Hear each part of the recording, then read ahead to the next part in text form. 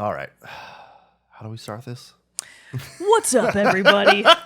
Welcome back to another episode of Team Chat Podcast, a weekly show where we talk about the games we love, the games we hate, and everything in between. I'm one of your hosts, Jerrett Wilson, joined to my left by Rachel Mogan. I have to do it in order or I won't be able to remember it. That's like half remembering is just keeping the order of it right. New episodes come out every week on Thursdays. Most weeks. Sometimes we're not having a good week, so it doesn't come out, but you know it happens. It happens. You can follow the show on Facebook, Twitter, Instagram, and Threads. We're there. We actually are there now. We are there. I did actually start one. You told me you made one at Team Chat Podcast. Hell yeah. How does the rest of it go? Well, you know what? If all that stuff, cool stuff wait, sounds I good. got it. If all that sounds good and you're like, damn, I really want to support this even more than before, you can head on over to our Patreon, where for as little as $1 a month, you can get cool rewards, like helping us keep this fucking ship afloat. That's what we should be driving. Harder every day. It gets harder every goddamn day. You can support us on Patreon, which we would love, but if you're not able to do that, or if you're just frankly unwilling, we completely understand. There are many free ways to support the show, like subscribing to us on YouTube. We would love a little YouTube sub. Commenting on the YouTube posts. We love to see those sweet comments. You can also, just leave us reviews all over the web. We're on iTunes. We're on Google Podcasts, Apple Podcasts, Spotify, all that good stuff. Reviews, share the show. Anything you do is good for us and good for the show. Yep. And for that, I probably skipped some stuff. We're skipping the Patreon list today because I don't have it pulled up. I do though. For once, I was actually ready. Okay. Scroll up a little bit there. How do I say that we love that? What's the lead into this? It's some really cool folks. Yeah, just like so. You're gonna have to cut this together. Splice it around. Actually, don't just leave it like this. Oh no, I wasn't gonna do anything to this. This is gold. You can, if that sounds like something you want to do, and you're like, yeah, I'll go join those other cool Patreon people. You can be just like Super Saiyan Ace, Erica L, Elise F, Zach S, Susan M, James K, Michael B, Andrew M, Michael S, and Brandon W. Thank you. And if not, do all that other stuff I just told you about. But we love each and every one of you. And for that, we thank you. Heart emoji. It's hard. It is hard. See, that's why, still, almost 300 episodes later, I still flub it every once in a while. Did I do better than you thought I would? Oh, yeah, it was great. Yeah, that was pretty really okay. Good. Pretty I feel like bad. a couple of times you've tried it before, you get, barely into the intro, and then you're like, I space out, and then I give out. And then I just give up. Well, welcome, everybody. We are it only here took again. 7 years to finally get her to try the finally get in there. We are here again. A new week is upon us. We are more here in body than spirit because sleepy today.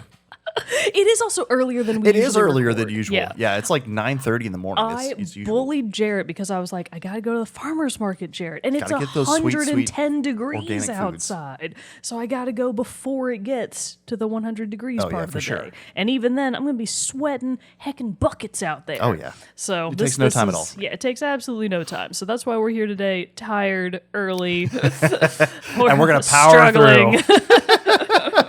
But it is going to be a really fun episode, though, because as you've no doubt heard me talk about on the show before, I have recently finished Star Wars Jedi Survivor, and I'm here to bring my full review.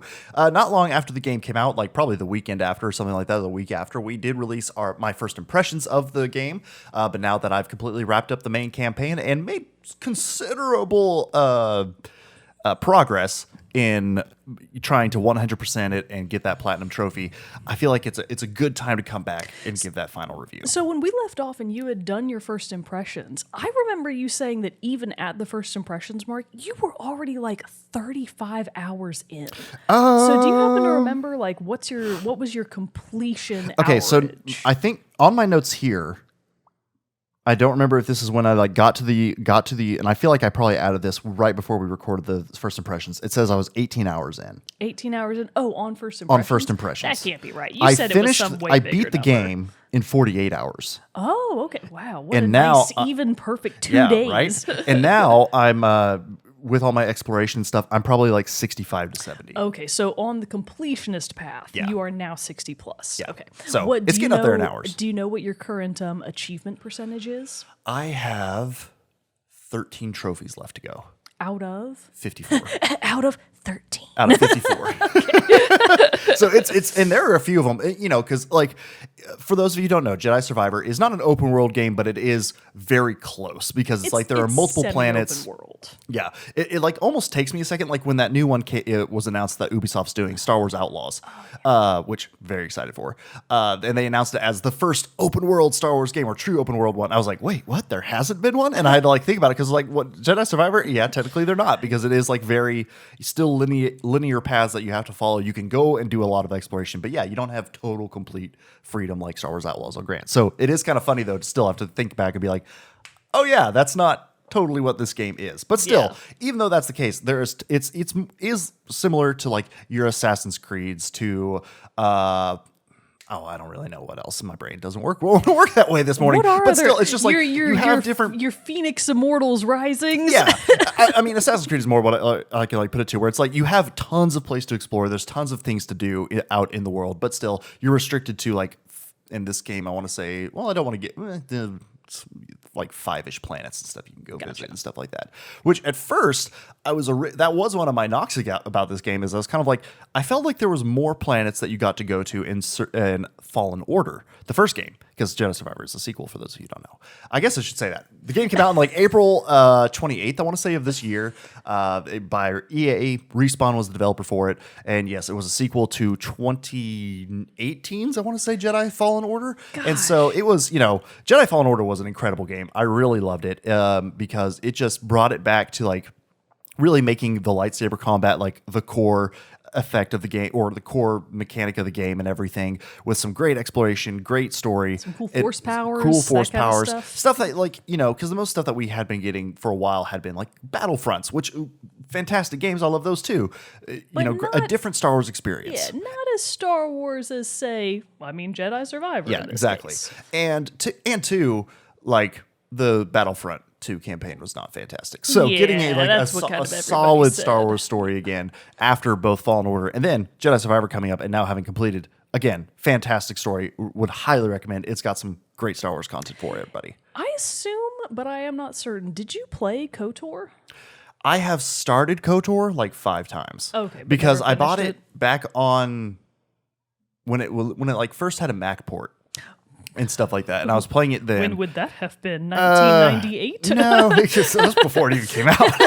But I think I've just started it a couple times, and I got fairly far into it once, and then wound up through moving computers and different things, lost the save. And then it's like I've tried to go back a couple times and play it again, and just it's been harder to pick up.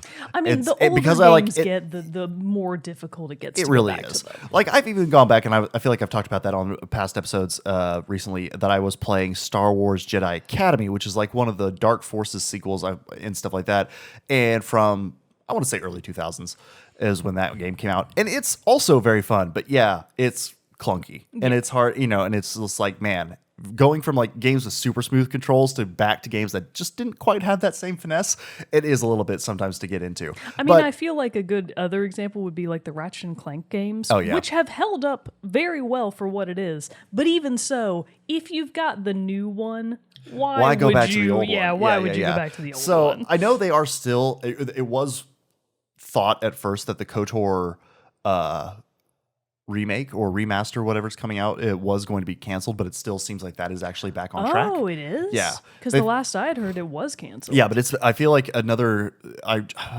blanking now on which studio it is, but yeah, there was another studio that like picked it up or still going on with it. So I'm hopeful for that because I would like to explore the story, and if it never comes to fruition, maybe one day I'll just power through and just go for it. You can play it on mobile. That's true. Which would probably be the better experience, honestly. clunky control device for a maybe if clunky it's game. tiny, it kind of like smooths out the graphics, It and you're honestly like, might, oh, because okay. they're a little rough at this point. But no, so Jedi Survivor continues the story of Cal Kestis, new character introduced for Jedi Fallen Order, and in Fallen Order he is being pursued by the Inquisitors, specifically the Second Sister is kind of the main villain of Jedi Fallen Order, and through that Cal reunites with another Jedi Knight, Siri Junda, who was this through the story, slight spoilers for Fallen Order, you realize she was the master of the Second Sister who is chasing you. And so there's like this feeling. And so after the Order 66, Anakin, takes out all the Jedi, or Darth Vader takes out all the Jedi and all that stuff. And her apprentice was taken. Seer was like able to escape, I believe, but then obviously feels like very guilty that she was not, with her Padawan, able to help her Padawan. So she winds up shutting herself off from the Force, living as not a Jedi. But then through the events of the game, you're kind of like, she bring her back into the fold and all that stuff. But then you meet her. So her Padawan got kidnapped by the so Empire. It wasn't like it's a not willing transition. Yeah. Okay, so that was my question. In Star, there's obviously Order 66, which is where I've seen movies. I'm explaining for those who may not be quite just familiar on all the details. Let's begin. Back the Phantom Menace opening crawl. Yes, finally. Quick aside. Yeah. The one streamer that I briefly watched messing around with Baldur's Gate 3. Because before we started recording this, Jerrett was showing me his because I'm into Baldur's Gate 3 now. We're both going to get into Baldur's Gate 3, so everybody put a pin into that for a future episode. It's going to come soon. And you're probably going to see another channel on our Discord too. Yeah. Oh, yeah, definitely. But I was watching this other guy mess around with the character creator, and he absolutely was like, check this out. You can totally recreate Darth Maul. And he did the exact skin and tattoo combination that was so on par for Darth Maul. It was like, wow, that really do be Darth Maul. That's cool. Damn, I should have seen that. I don't think there was any skin that could get you his specific horn. Yeah, the closest. Yeah, there were a couple horn options, but nothing like what Darth Maul has. I think it was the tiefling or something like that. But there's a facial tattoo combination with the red skin that's like, oh, that's Darth Maul. It sure is. I'm definitely not playing my Baldur's Gate character, or at least starting out playing my Baldur's Gate character as a bad guy necessarily. Oh, you're like a peace-loving half-orc? Maybe. Well, yet to be seen. Do you call him a hork in your mind? I should. I really should. That hadn't crossed my mind yet. But no, so I'm being that, but I still was like, you know what?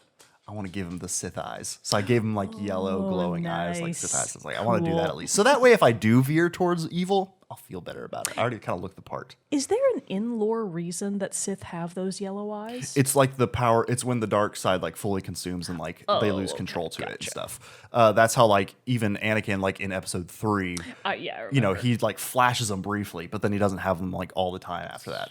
So it's just kind of when they fully commit. But then there's Palpatine who is fuck it, I enjoy being totally at the will of the dark side of the Force. I think the young people call it a full send. Exactly. Yeah, Palpatine did a full send it. The dark side. Exactly, and he just always has them. But anyway, so you meet through that also the rest of Seer's crew, who is her pilot Grease Dritus, who I know you would especially love. Grease. He's just really funny. He's just has just a really well written character. He's kind of the friendly curmudgeon where he wants to go on the adventures, but then also kind of bitches about it all the time too. Excellent. And that does sound like my kind of character. Kind of always wants to always keep their ship, the Mantis, perfectly clean and orderly and everything. He's very up about all that stuff. Fastidious. Yeah, fastidious about everything. So you just meet this great cast of characters, including Cal's best buddy and droid companion, BD1. If I could get him easier, I have the big. Oh, he big. I have the big Lego he setup. A big It's really chunker. cool. But anyway, so in this game, I am now kind of blanking on the time. I want to say it's 5-ish years after the conclusion of Fallen Order. Yeah, I think that's what you told me before. And so you're now in Jedi Survivor, and it is different because with Fallen Order, the whole point of that one is you were trying to find this Jedi holocron that had the locations of all Force-sensitive people in the galaxy. Yes. And obviously, if the Empire got their hands on it, then they would be able to use that to build up an army of Sith and everything. Yeah. Oh, I quit explaining it. We got sidetracked. But Order 66, the Jedi were either killed or rounded up and converted into basically dark side Inquisitors. Yeah. And so that's what happened to Seer's Padawan. And the Sith did that using their mind-controlled clone army. Yeah, and through like some black Black arts. yeah, The dark arts and stuff like arts. that. Fortress Inquisitorus, I'm sure. But anyway, so in this one, there's time has gone on. There has been what seems like a rift in the crew necessarily, where Cal's kind of like on his own. Seer at the beginning of the game, you're like, there's really no mention of her or anything. You're not with Grease. You're with this new crew completely, and you're on Coruscant, which is super cool with the big capital planet, basically the whole galaxy, and it basically then turns out through the course of events that there is this secret planet across like an uncharted pathway to it that was discovered during the new High Republic era, which is in Star Wars lore takes place like 200-300 years before the prequels. Okay, gotcha, So gotcha. just to set up the timeline here. So the High Republic was only introduced like 2 years ago. Is High Republic post Old Republic? No. Okay.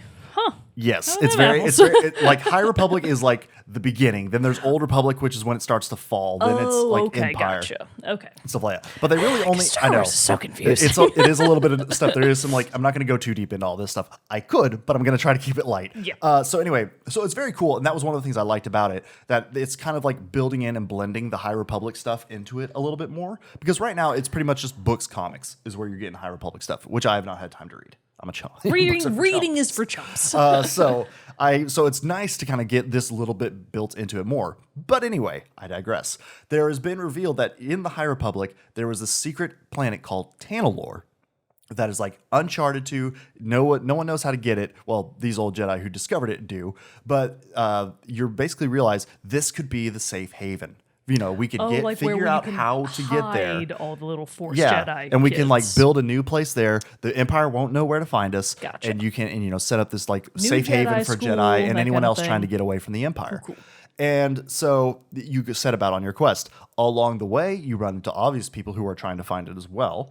I will say I'll talk about story stuff a little bit later, so I'm trying not to get into like spoiler stuff yet. There will be some coming up. I've demanded it. Well, I want, and there's some stuff about it that I definitely want to talk about too. That are just like really great parts and everything like that. But I do want to recap a little bit of just like kind of the mechanics of it. It is like a Souls light game, I would say, in that it follows a similar pattern of there are save points throughout the game that you can go to.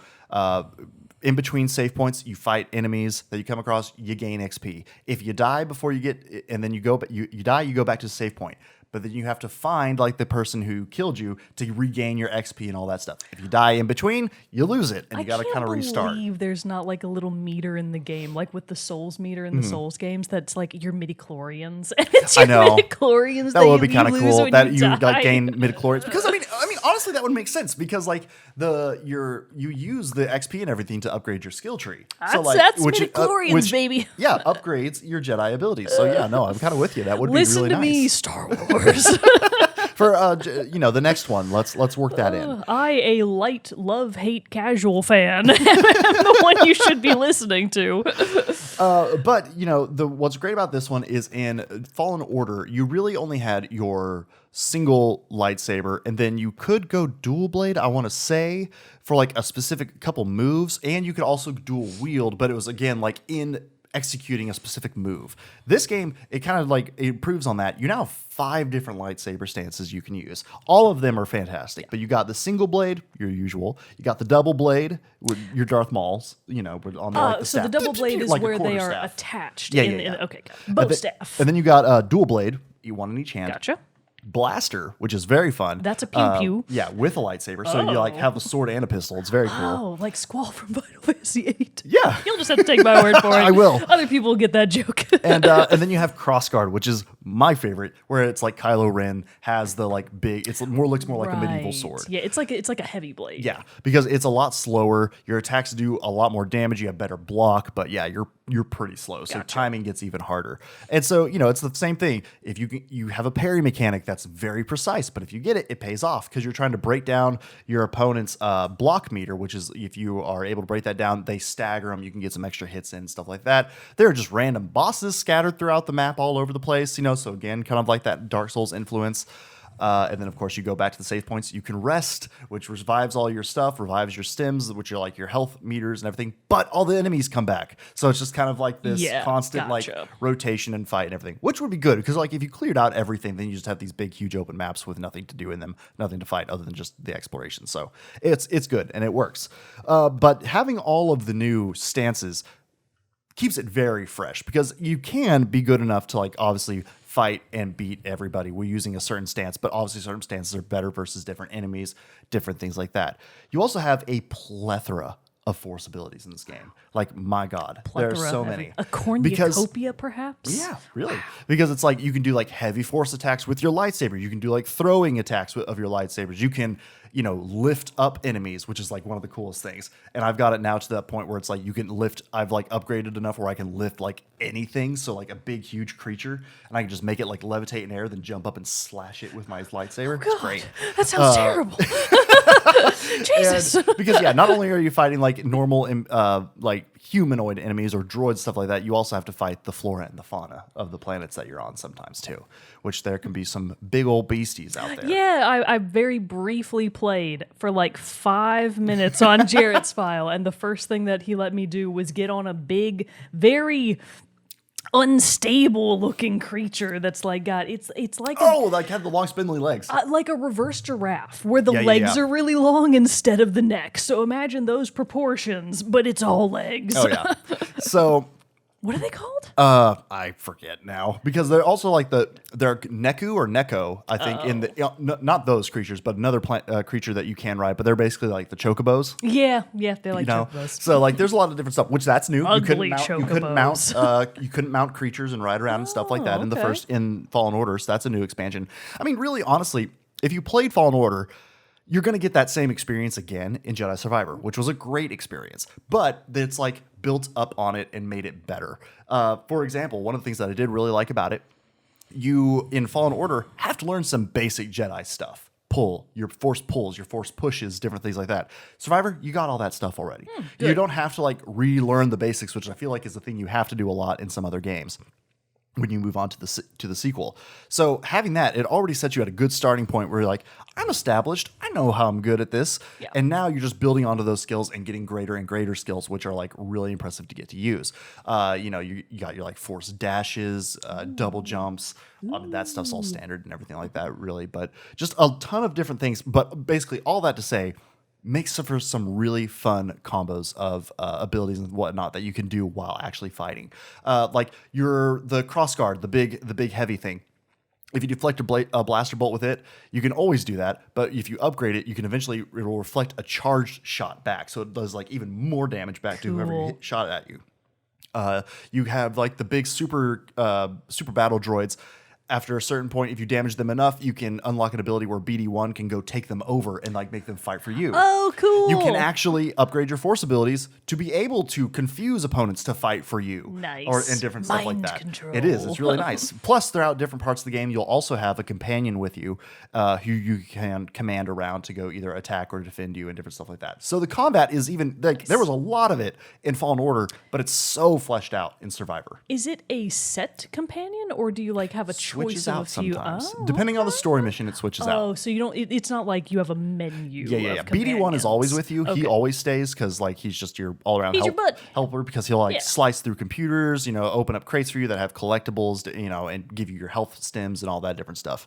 Really, one of my main complaints about Horizon Forbidden West: no companion. Yeah, no little animal critter companion to go around with. No animal companion. You do have some more people companions. I feel that's not. Takara? Nobody wants people companions. We want little small companions. Yeah. She should have had like a baby burrower.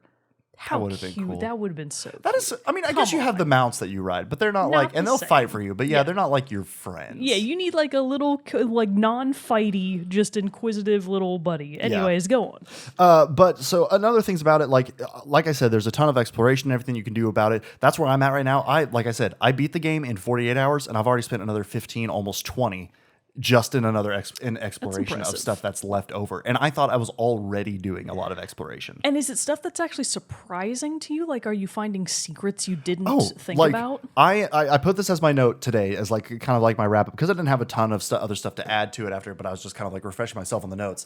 But that's what I put down is like I am normally whenever I finish the main story of a game, like unless I come back to it to replay it, I don't often go back and continue on for the completion just because there's usually something else on the wings that I'm waiting to play. And if I stay too much in one, I'll never get to any other game. But I did go back to this one and everything. And that's what I said. I'm so glad that I didn't just drop it because they're like, it's like a second game. Almost. I mean, because 15 hours is a second game. That's a second because good there are game. so many things. Well, like this isn't a spoiler because it's in the trailers and everything, but in the trailers and commercials you saw for the game, Cal fights a Rancor. I finished the game, which is like the big creature from like Return of the Jedi. Yes. And then, but like I finished the game and was thinking, I never found the Rancor. So like, wow. I found the Rancor this morning.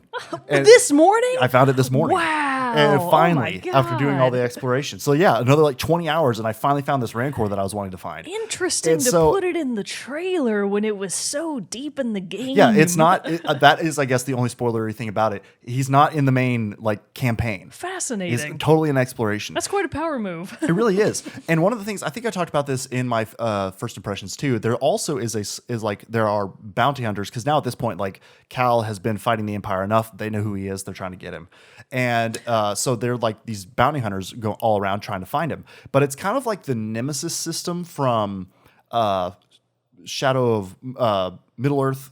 Shadow of Mordor, the game that came out where it's like you hunt down the different captains that unlocks higher tiered ones that you can get and everything like that.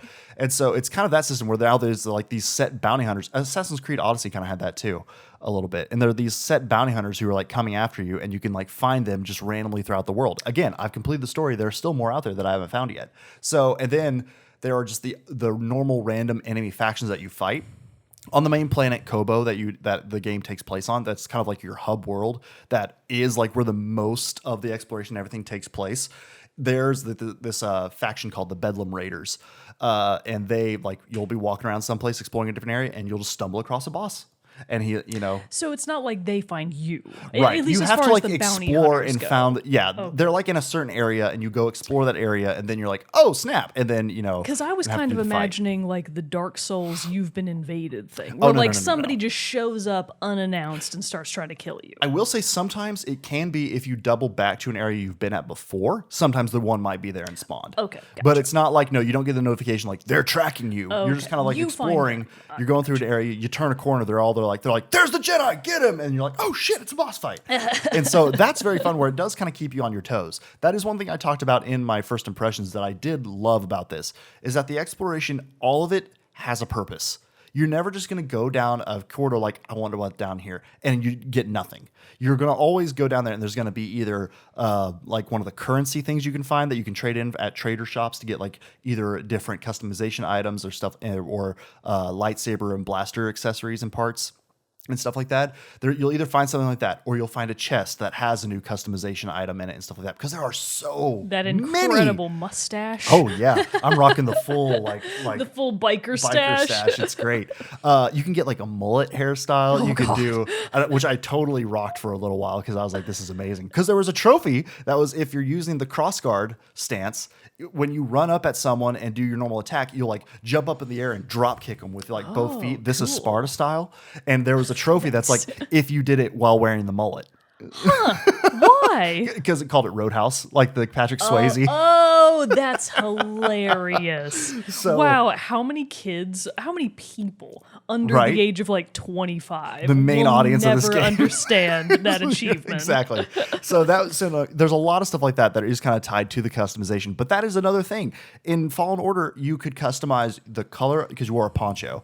You could take off the poncho, I believe, or you could either like have it on with different colors. And BD1, you could change his colors, and the ship, you could change its colors. And this one, you have so many things you can change. Oh, you could also like customize your lightsaber's appearance. You would find like different pieces of it and you could like mix and match and everything like that to make it look like how you wanted, change the blade color, things like that. This one, you can change your hairstyle, facial hair. You can get different pants, shirt, jackets, you have pieces for your blaster, and the blaster has like 3 to 5 pieces I think that you can upgrade and change. Your lightsaber, because now you have the dual wield, you can have each hilt looking different. So there's like 10 things on a lightsaber you can customize. And then BD1, same thing, has like 5 different parts you can customize. You customize his like optical lenses, you can customize his antenna, his body shape, his legs, all this different stuff. So there is shitloads of stuff out there in the world to find. It's too bad you can't find little hats for him like in Oh, that would be Kina. cool. Man, that was so great. Getting to find the little hats for Find the him rock. like little mushroom caps to wear. so good. God, that would be so cute. So good. But that's what I love about the exploration of this, is that it always pays off. It always gives you something. So it always like keeps you be like, all right, I'm in this. I'm in You're this. always motivated to keep exploring. And there's be some places where you can even find like certain people's like all the pieces for a lightsaber like all together for a certain character or something like that. Nice. And so that's really cool. Like a character of lore. Yeah, or like somebody in the game too, okay, and cool. stuff like that. You like find all the pieces to keep it all, and like Can you find like Yoda's lightsaber? I haven't found it yet, but I mean, I wouldn't be surprised if there's like something similar to it. Like, for example, I did buy the the upgraded version of the game when I bought it because duh. And it came with a lot of like extra cosmetics that were from Kenobi, the Kenobi series. And so like it's called Old Hermit is the outfit, but then you also have the Old Hermit lightsaber, so it's like Obi-Wan's lightsaber and stuff like that. Gotcha. So, but then like you get Seer's lightsaber, your that you and everything like that, and a couple other characters along the way. So there's a ton of stuff, which makes it just perfect for wanting to jump back in. Which is, I think, what makes this be like, oh, of why I'm so bought back in. It's not just like, okay, I'll just mark off this thing. It's like, I want to find all this stuff. I want to see what I can get. Yeah. Also in this game, the traversal and like mechanics of it are great. It's like the perfect speed because there is a lot of climbing, there is a lot of jumping and stuff like that. And I just hate whenever you're supposed to get to a climbing section and your character moves so goddamn slow. Yes, it's like pulling worst. teeth. Yeah. But Cal has the perfect pace where it's like, sure, I understand you're like force enhanced a little bit. You can move a little bit easier, but it's not like, but it's a good solid clip. You're moving along walls and everything like that, climbing on vines, all this great stuff. They also did remove something from Fallen Order that I loved. Was in Fallen Order, if you jumped onto like a wall or something to climb onto it, you had to hold L2 to like grab it, which was like an extra step for some reason that really didn't make sense.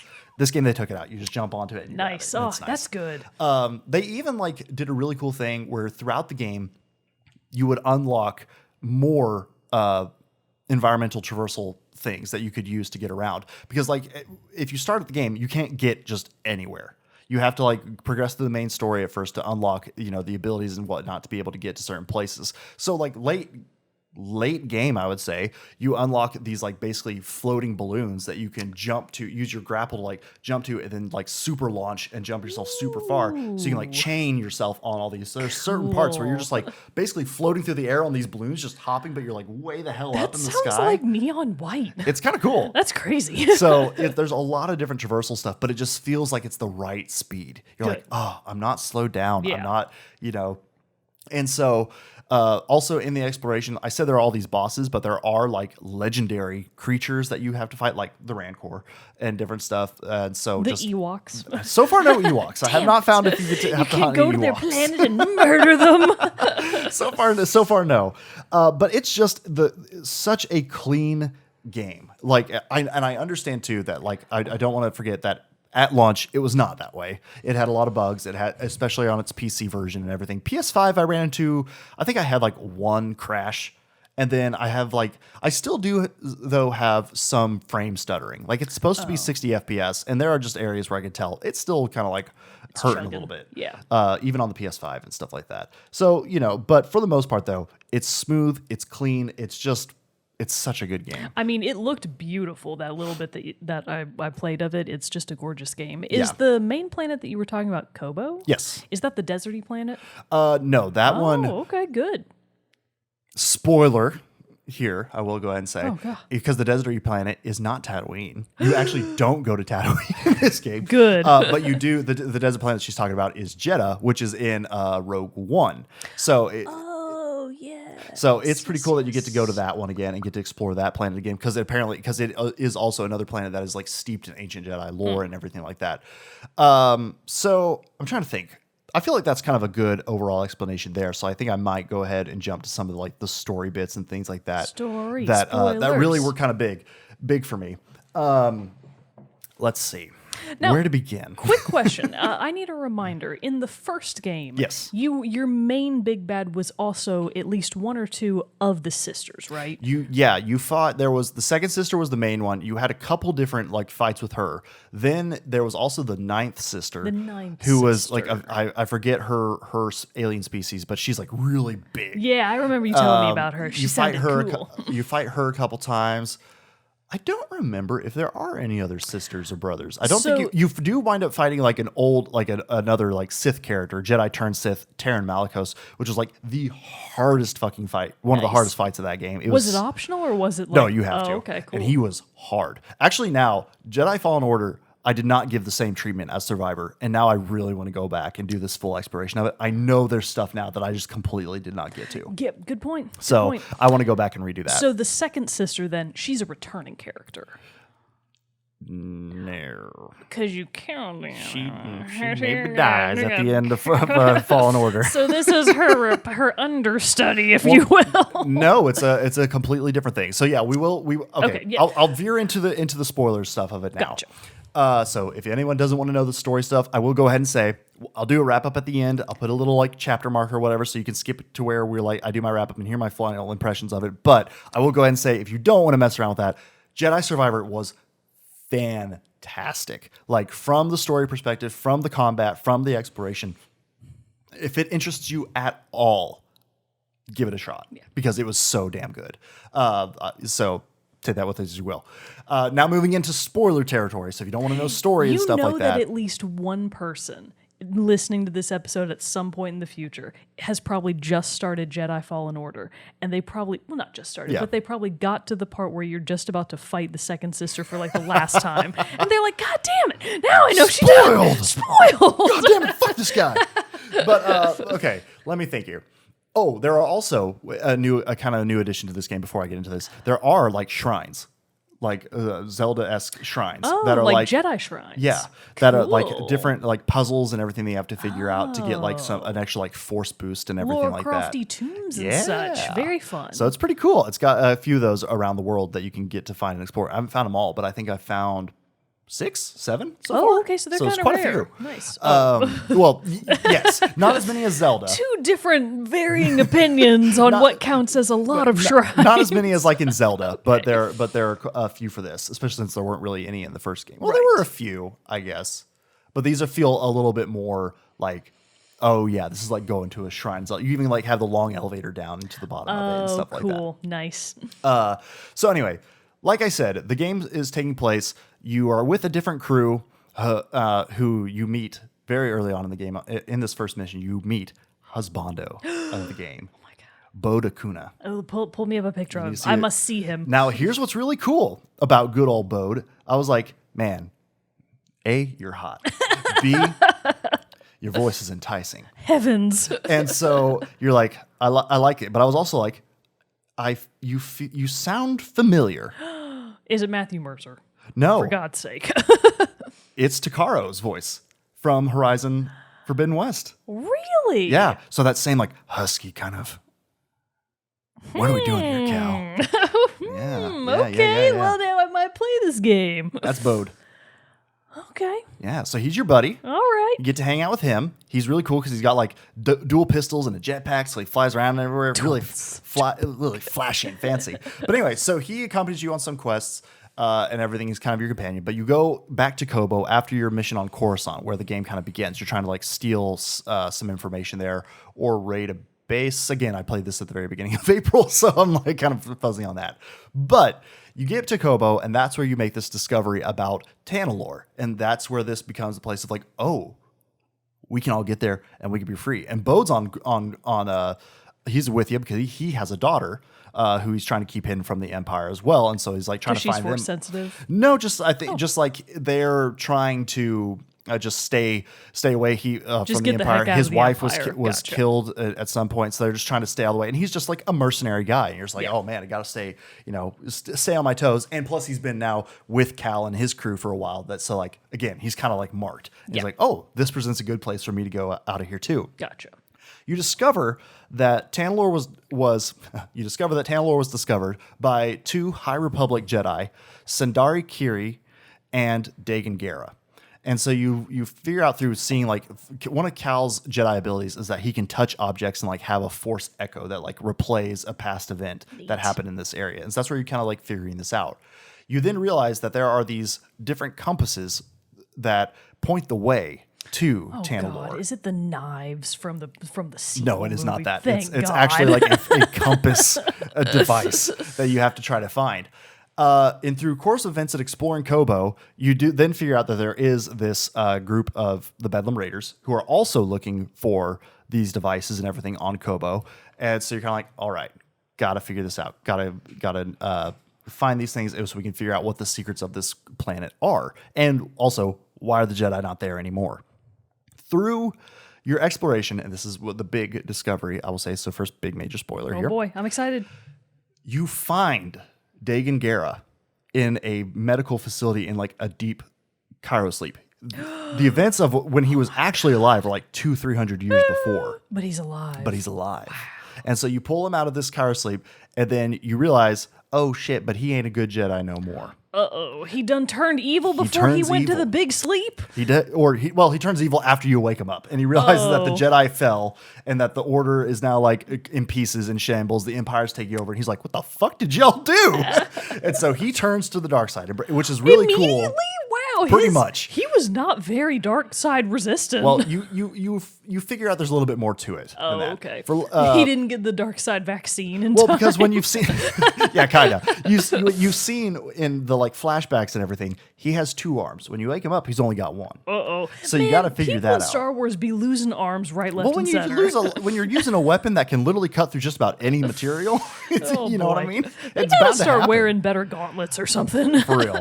And so you wake up Dagan Gera, and it's really cool because this is one of the, I will say this game also had so many oh shit like Star Wars moments in it, and this was one of them where like it's one of the things where like you obviously see the Jedi pre turning to the dark side, they have their normal like blue, yellow, purple, green lightsaber colors, what have you, but then they're bad, and then you suddenly see they have the red lightsaber. In this one, it's very cool. You see Dagan like disassemble his lightsaber while he's talking to Cal, like doing his evil villain monologue kind of thing. And Cal's kind of being like, "Hey, buddy, what's going on there? What you doing What are you here?" doing? And then he like removes the kyber crystal, and then I believe the term is like bleeds it or force drains it, and basically turns it into a Sith crystal where it turns his lightsaber red and all that stuff. And so then he like ignites it, and Cal's like, "Oh shit!" And so Dagan is the big bad, and so you're kind of going along. And because he wants to get back to Tanalorr, because basically you find out through various things, with Sundari Kiri, they discovered Tanalorr. They went to Tanalorr. They like had it mapped out on how to get there.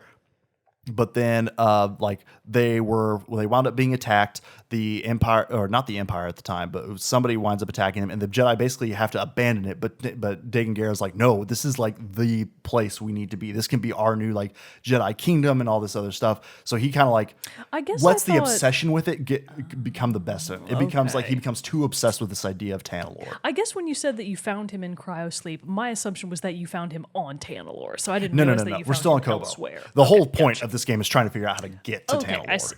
And so, he teams up, and you find out he actually is in league with the Bedlam Raiders. That's what the Bedlam Raiders have been searching for wherever he's been held, and everything like that. And so he then basically, becomes your main antagonist. You learn through all these different things that he was not betrayed because he was going off the deep end, but like the Jedi stopped him, and that's where like he loses his arm and all that stuff. Yeah. And so it becomes this like kind of race then to try to like find all the pieces before him. You do wind up then, having to go to different planets. That's why you go to Jeddah, different other places. You do wind up reconnecting with Seer, who has opened herself up back to the Force and is kind of like now creating this Jedi archive, a new Jedi archive on Jeddah, with the help of her old master, Inno Cordova, who I thought was dead. He's in Fallen Order in the sense that you're following his trail to find Jedi temples and different things like that in your quest. And so, but he's only like through Force echoes, voice recordings, everything. So you're just like, oh, he's dead. But then he just waltzes in this one scene. I was like, oh shit, how cool. And he was BD1's original owner. So you're kind of like, oh, damn. So did BD1 be like, Papa? When Pretty much, yeah. Oh, God. So did you you have to see, kill him to make sure that you kept BD1? No. You're like, I will have no competition for my robot. Right. And then you also back on Jeddah reconnect with Marin, who was the Night Sister that joins your crew back on Dathomir in the first game.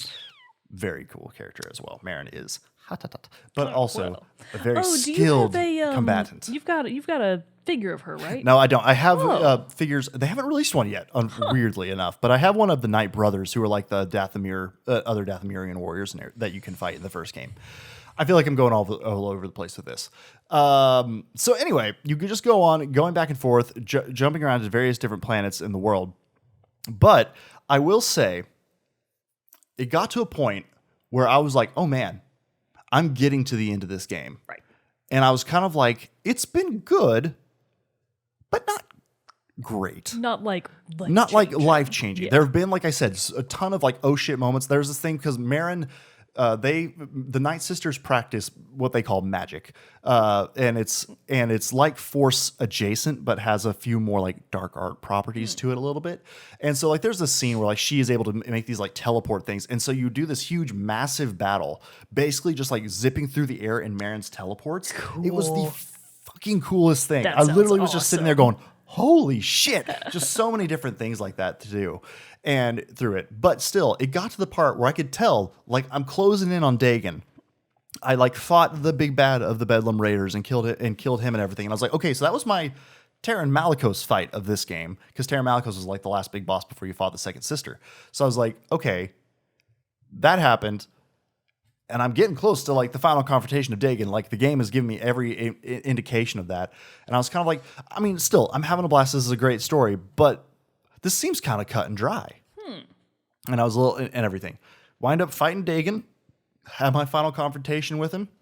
I will say, you wind up fighting Dagon like 3 times, and every time you do, like he adds a new ability. That's so it's good. very cool. At least they keep it fresh. Because like when you're fighting him at the end, he uses the Force to basically have a Force arm and can still use it and stuff. But he can use like double-bladed, dual-bladed. He's throwing shit at you all over the place. So it turns out very Anakin chaotic. did not need those explants. No, not really. He could have What's just it used the called? Force, I guess. What? Cybernetics? No, not cybernetics.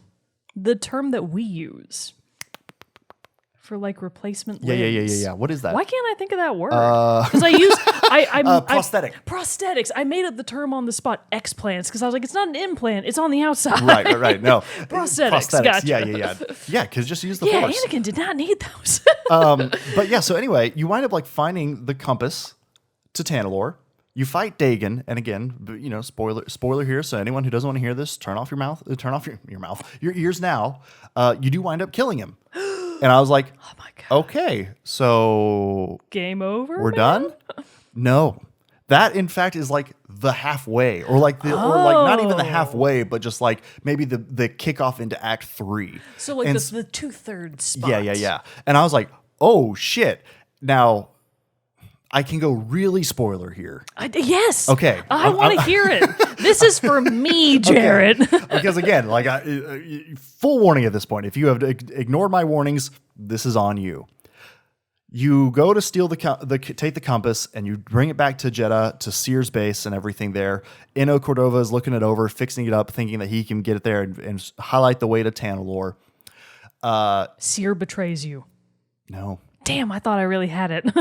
Bode does. Oh my God. Yeah. And you like kind of think that maybe he and Cal are going to like get together, because like they have like a couple like little hints, a little like flirtatious moments Cal's between like, them, and I was like, mind an hello, adoptive sir. daughter. Right?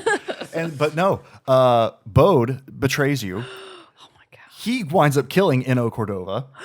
For reals this time. Leads the Empire to the secret base because he's been an Imperial agent this whole damn time. He's known Cal. Oh my God, a double agent. And then so you run up to him and you chase him and go to fight him, only for him to pull out a goddamn lightsaber.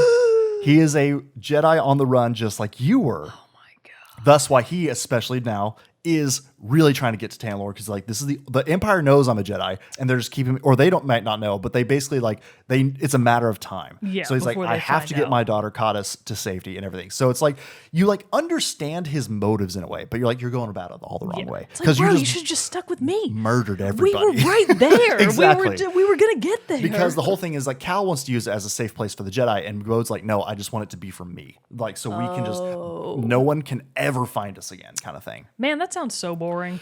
God. Yeah, to be just all alone on two people on an empty planet. It really kind of does. So that's like totally switches the whole thing around, and the game just like takes on literally like a new life and has like a second breath to it. And I was like, I'm back in. Nice. What are we talking about here? Nice. Because obviously the Empire comes to attack the base on Jeddah. You get then a moment to play as Seer, which she has like incredibly really cool Jedi powers. Because she's like advanced. Yeah. And Cal's she's like, getting there, but still like kind of middle ground Jedi. So you get to play as her, which is awesome. But then much like what was teased at the end of Fallen Order, where you get to have a duel with our favorite big bad Darth Vader, but you don't really get to. He just like kind of like shows up. You do get to have a full on fight against Vader, and it is as Seer? Fucking tense. Yes, nice. It is so damn good. And so after all this happens, like it like I said, I was like, holy shit, this game turned a corner. There's like so much more to this. This is a twist that I should have expected it. Like I honestly should have expected it, but of somebody turning bad, but just like nobody really seemed like that was going to be the thing. And it really seemed like everybody was going after Dagon so much that like nobody, like this was going to be it. And again, I think too, what might have thrown off my perception of it was that I had, I had started playing it on Grandmaster, which is the hardest difficulty. So I think my skew of how long I'd been in the game was a little thrown off by that. So maybe that's what made me kind of like not think anything about it. Be like, oh yeah, I'm totally at the end of the game. Gotcha. Does when Seer and Darth Vader face off, is it a stalemate or does one of them die? Seer dies, doesn't she? Yeah. Well, you know what? At least from a flavor perspective, I can appreciate that. Oh no, it was a fantastic scene. Good. Like it's done so well. But it then adds in this second wrinkle. All these people that Cal has been like his new family that he's been finding are suddenly like dead or scattered to the wind. So then it adds in the whole thing of, is Cal gonna turn? It adds in that little extra wrinkle. Boy, does he like get new voice lines where it's like, uh-oh. Well, he has this like his ultimate ability is that he can slow time. And then like, go through like, and then just like wreak havoc on all the enemies around there. It changes after this part where it becomes like a rage slow. The screen like turns red when it happens, and he like one hit kills people. Oh boy! So it's like there's these sections where like masses of soldiers or Imperial troops will be coming at him. You and he's just mowing them down. Just mows through them. Boy, so you're like, Cal. oh shit, is Cal gonna like? Is Cal. this the direction this is going? And Marin is still alive, and she's making it at this point, and she's like, like we've lost everybody. I can't lose you two all at the same time. And so you like kind of feel like that's his ground kind of as you move forward throughout this new thing. But it's just this whole, again, just this added wrinkle of like, oh shit, this would be crazy if like this main character turns. And so I will leave that up. I won't necessarily say what happens there. I'll let you leave some mystery to He'll tell me off camera because now I gotta know. And so, I'll leave that to be found. And so then the game turns into this hunt for Bode, and trying to recover this thing and see if there's still any chance at all of being able to get to Tanalorr and being able to find Tanalorr. And so it just really kicked it up into this other level that I was just not expecting it to go. And like I put in my notes that honestly, if it ended after you defeated Dagon, it would have been lame.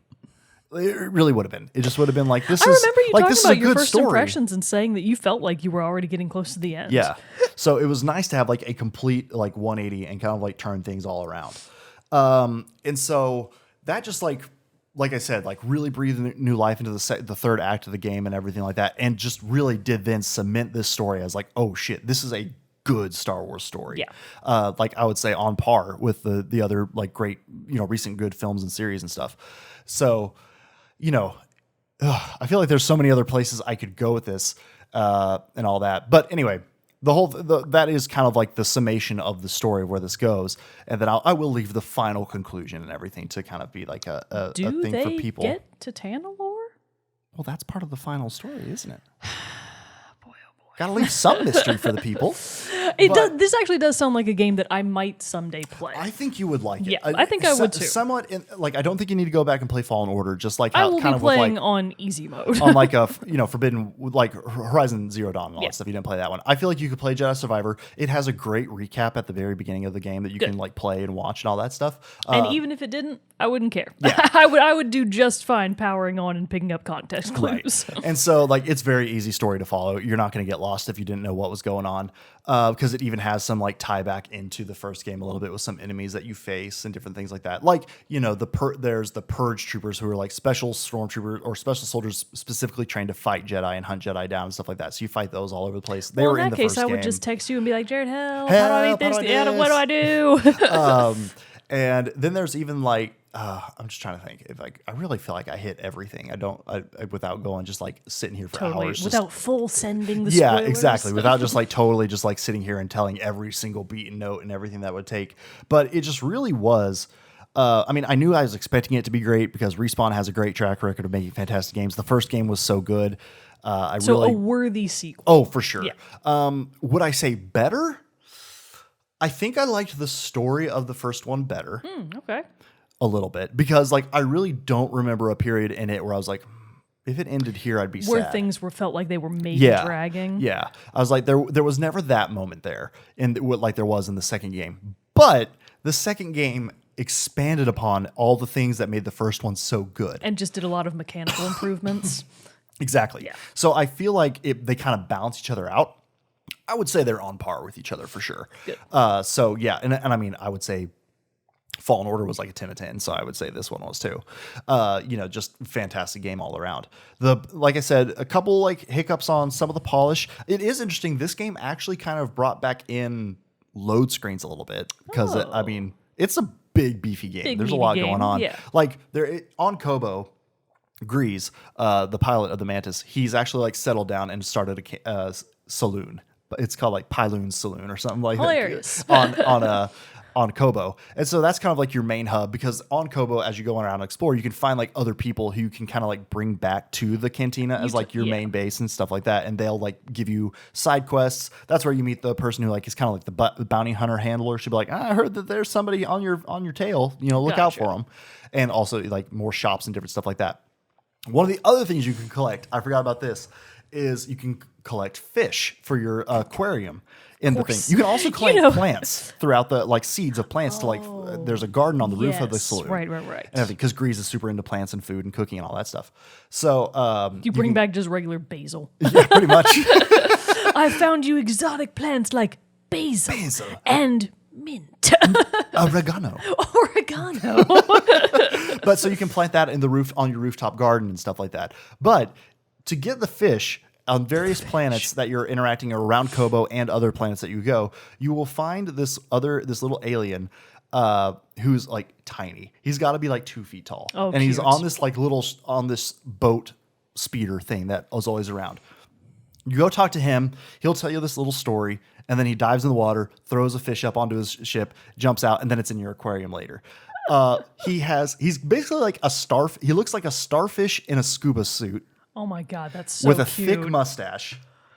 He has the biggest Scottish accent, like Scottish brogue accent you've ever heard. Oh my God. And his name is Scuba Stev. Not Scuba Steve, but Scuba Stev. Hilarious.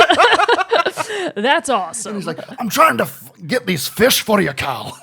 It's great. Why? It's fantastic. Just because he enjoys fishing? What's in it for him? It's like his whole thing. It's like what Oh a my species God. does. Is he's just a fisherman and everything like that. God, So he tells you like that's his the dream. fisherman stories and everything. Oh, I love that. After he catches each one, he's like, but that's a story for another time. Oh, and then moves on and stuff I want like the that. spin-off fishing life sim It's so game good. featuring Scuba Stev. Then there's also Turgle, who I've talked about before. He's like a frog creature, but he's just like always trying to spin and get a buck. So he's always like trying to like sell something to the Imperials and then gets like in trouble for it because they like saw through his obvious scam. And so he's just a great character. So just so many great things all around to like really flesh out the world, and which I feel like is really good because like I can tell that Disney Star Wars are trying to like really build out the High Republic era and everything like that. And so like really integrating it into this way and pulling it into like the established original trilogy stuff, but now seeing how all that kind of feeds into it, set up and like is a really good just like Star Wars lore moment just overall. So it's really great. I'll have to post I've been waiting until we did the review so I could post in the Discord some of my photo mode stuff. Ooh, yeah. Because that game is pretty. It is pretty. That's and a you pretty can do game. some insane stuff with the photo mode. Awesome. So I can't wait. I've been having a ton of fun with those. I'll give you the sneak preview when we're done. Yeah, nice. But so, just great shit all the way around. I feel like I can't really say much more about it without just repeating myself over and over again. But yeah, conclusion, Jedi Survivor, 10 out of 10. I'm very, I would have said at the end of it, game of the year, but then here we're rolling into Baldur's Gate 3. It's going to be interesting. It's a stacked year, man. I am thinking, I'm honestly saying it. I kind of feel like with its impressions and how like that it's been getting and how like overwhelmingly positive and like somewhat unexpected, I think that Baldur's Gate 3, the impact it's had, granted it's only like 2 weeks in, I think it could give Tears of the Kingdom a run for the money for Game of the Year. I wouldn't be surprised. Yeah. Like I think there's a good chance it takes it. I mean, I've been playing games this year that I think for me will trump Tears of the Kingdom. Oh, well, that's interesting. And it's not for any particularly bad reason. It's just that there were a lot of really good games that have come out. It is a tough field out there. I just think because of how well Breath of the Wild came out and was received, I think that everybody saw Tears of the Kingdom and was like, shoo in. Yeah. You know what I mean? For like, this is going to be it. This is the best game that we're going to need this whole year. But then I don't think... I don't necessarily know, since I haven't played Tears of the Kingdom, like if Survivor is enough to beat out Zelda. I don't think it would be. Maybe in some of the categories. Maybe. It might stand a chance in like art direction or something. I will say that. Soundtrack, fantastic. We didn't even talk about I've listened to it a few times and gone and listened to it. It's by Stephen Barton and Gordy Hobb, who composed the soundtrack for the first game. Stephen Barton has also done music for Apex Legends and stuff like that. Although I do believe... Stephen Barton. And Gordy Hobb. Okay, for a minute there, I thought you said all one name. Oh, his name was Stephen Barton Gordy Hobb? I was even about to make a joke of like, man, John what Jacob a name. Jingleheimer Schmidt. That's kind of what I thought you had said. But no, it's great. There is one track that is like, it's called The Undercity. It's like a 7-8 minute long track. And I was listening to it, jamming along. It's fantastic Star Wars music. But then... right in the middle of this, and I was like racking my brain trying to think, have I heard this before in Star Wars music before? There was like a piano part to it that I was just like, whoa, what's this? But it was so damn good. So go listen to The Undercity. It's a fantastic track. Put it in the Discord. I will go put it in the Discord. So, slamming soundtrack there. That's just got like a good like overall like the ambience as you're exploring. Battle tracks are really good. And just, it just sounds very Star Wars music, which is great. I don't know. I can keep going on and on and on, but I think that's about it. I got to bring this to a close at some point. But it was just a fantastic game. If you're a Star Wars fan, I'll say play it. If you're a fan of Souls-esque games, give it a shot. I think it's going to be a great challenge for you. I think now that with the skills and everything that I've amassed, I could go back and try the Grandmaster difficulty. I did have to lower it because I realized I was hindering my progress by doing it. I was making progress through the game, yes, but I was losing XP so much I could not upgrade my skills. Gotcha. And I was eventually just going to I'm hitting a point where I'm just going to spend hours just grinding through this for no reason. Yeah. So I decided to knock it down to the hard, and was still plenty of challenge. And now I still come across people who are difficult. The Rancor kicked my ass. Nice. Trying to beat him. And I've got so many skills and abilities now. So very difficult game. Got a good learning curve to it. Good difficulty curve. Like I said, plenty of oh shit Star Wars moments that you're just like, wow, this is so cool. And lots of great exploration. Great exploration and discovery. So it's got like something for everybody. Yeah. So go check it out. I never, maybe I've changed. Maybe I'm the one that's different now. But I feel like I didn't have any drive or motivation to play Fallen Order. But Survivor, I'm like, okay, yeah. Well, and it's on PC and PS5 now. They did announce maybe about a week ago now at this time that they will be having a PS4 port. Oh, wow. Hurrah! I know. Because I started playing it and you're like, did you buy it digitally or physically? And I was like, digitally, I'm sorry. But no, there's a chance. Huzzah! So I think and I think it'll be like Horizon. Like you'll Where notice it's kind of fucking janky. it might be. I mean, like I said, it had save parts. Like Sometimes every I time you walk would go into town the, and people are straight T-posing. because like I said, there are some like save places in it. Like when you go into the saloon, before you can like go into it, you like wait by the door, and it does it in a very Star Wars way, which I love. Like a security droid like pops its head out. Like looks at you, but then you have to like wait for the inside of the game of the saloon to That's the load, loading. and then you go in. Oh, I like that they integrated it that way. Yeah, That's it's not nice. just like, what am I doing here? Yeah. It's really cool too. One of the things you can also buy, or like one of the people you can attract to the saloon is a DJ droid, or like this musical Awesome. group, and you can buy more music for them. Remember that Mongolian rock group, The Who? Yeah. Duh.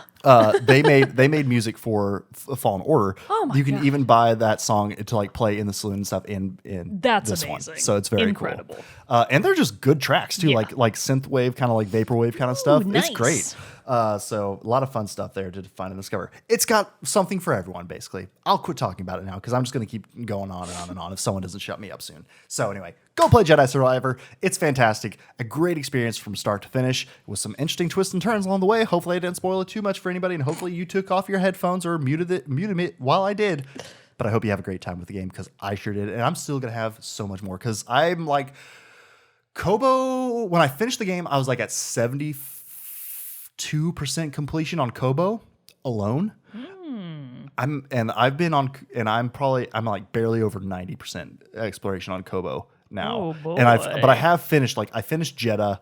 I finished a couple of the other ones that are like smaller that you kind of just complete anyway by doing the story. But I still have, I could say I could do another 10 to 20 hours probably of exploration just on Kobo alone. So Well, excellent good review. shit. I'm sold. good. In the Hopefully future, other not people will be as immediately. well. Yeah, when it comes to I know, we got PS4. Baldur's Gate to let's Yeah, we got other stuff to work We got other on. stuff to jump on to. So yeah, be looking out for that, everybody, because we will be giving our first impressions of Baldur's Gate 3 Very soon. very soon. Yeah, very soon. we're So, excited. but until then, everybody, this has been an episode of Team Chat Podcast, and I'm one of your hosts, Jerrett Wilson, joined to my right by Rachel Logan. Adios. We will see you all next time.